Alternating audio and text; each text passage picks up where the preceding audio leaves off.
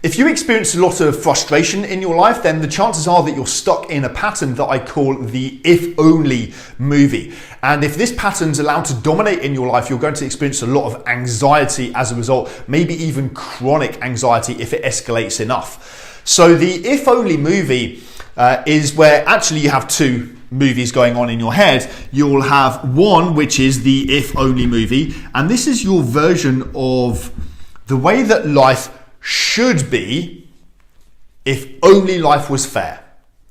If only he hadn't done this, she hadn't said that, if only I hadn't made this mistake, if only other people saw things the way that I see them, then I'd be where I'm supposed to be, where I should be if only life was fair. But instead, I'm stuck with this. And then you go over to this movie, which is your version of reality. I say it's your version because all of us delete, distort, generalize information.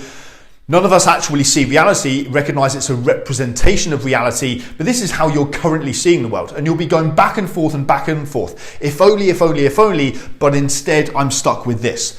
What you're doing with this pattern is that you are wasting all of your focus and energy and attention on stuff that is 100% out of your control. So the solution is actually to bring these two things together and to make it one, which means accept reality. See it like it is. That doesn't mean see it worse than it is. Don't make it worse than it is, which is what some people do. They then start catastrophizing. So don't make it worse than it is, but see it like it is. Accept reality. Stop wishing that things were different or easier. Stop wishing that the past could be changed in some way. Stop wishing that you had options on the table in front of you that just simply don't exist in reality. Some people, when they're trying to make a decision, they want a decision that has all of the pros and none of the cons.